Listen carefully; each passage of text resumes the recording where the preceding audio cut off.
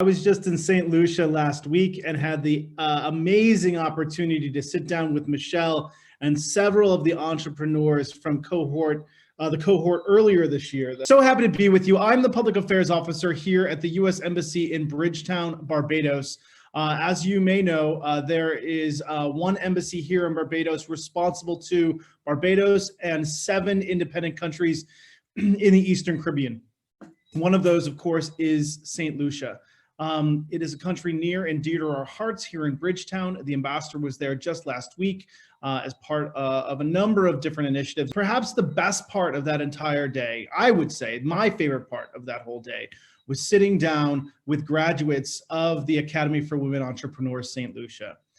AWE, as I call it, or the AW program, as others call it, is something that came from the highest levels of the US government, from the White House directly, because Special Assistant to the President, Ivanka Trump, firmly believed in something that we called at the time WGDP. So GDP, we normally understand as gross domestic product, an indication of the success of an economy. But the spin this time around was WGDP stood for Women's Global Development and Prosperity Initiative. And part of that WGDP program was the Academy for Women Entrepreneurs. And we're so happy that it is not a program that's just relegated to one administration or another. This is an idea that works, and it's an idea that has lasted now 2 presidential administrations and has widespread bipartisan support in the United States. Why? Because it works. Embassy Barbados, or Embassy Bridgetown, was here from the beginning. We started our cohort here in Barbados in 2019 with a number of other pilot countries. Since then, AWE has grown to take place in more than 70 countries around the world, which is truly amazing. So we've had 2 successful cohorts here in Barbados. Michelle has led cohorts in St. Lucia, and will also be expanding the program this year to Antigua and Grenada as well, and hopefully St. Kitts. So it shows that when good things are watered, they grow. And that's how I feel about the Academy for Women Entrepreneurs. I do not have a business background. I am a diplomat. My background is in education. I was a secondary school teacher before joining the Foreign Service about 13 years ago. But I have had the great opportunity to participate in a number of leadership trainings and initiatives during the course of my career, both in education and in the State Department. And one of the recent trainings I took part in was actually with the Harvard Business School. And one of the speakers in our during the course of our program was a woman by the name of Karen Mills. Karen Mills comes from a business family. Her members of her family actually were the CEOs of the Tootsie Roll company, if you're familiar with that candy in the United States.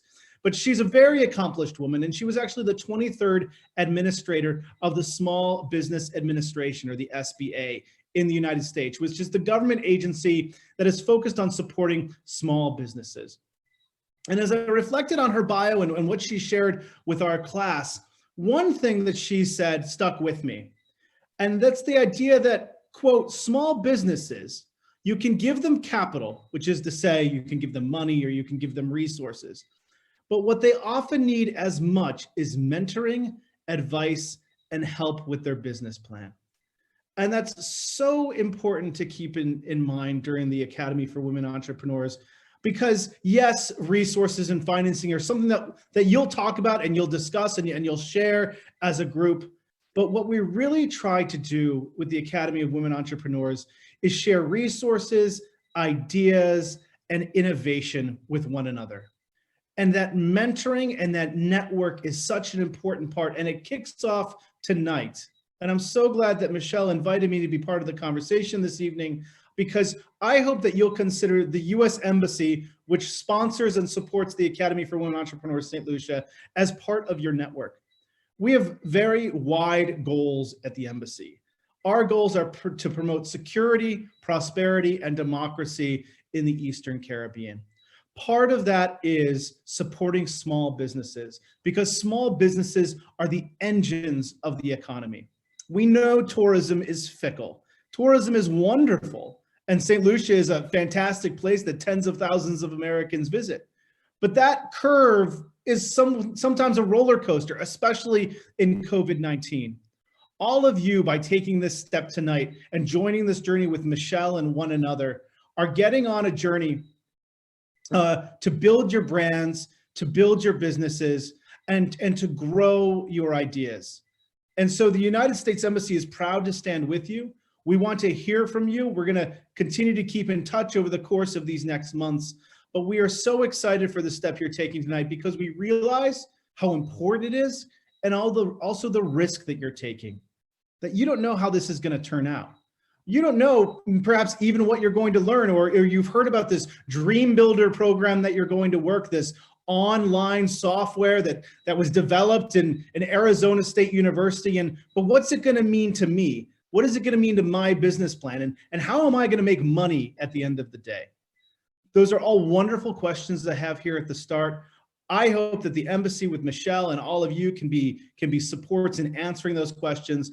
And as I said, growing your businesses and helping you take the next economic step for you, your families, and your communities. So thank you for the invitation tonight. We're very excited as you take this first step in your business journey with the Academy for Women Entrepreneurs, and we hope you'll keep us up to date on the successes and even some of the challenges that you face in the months ahead. Thank you.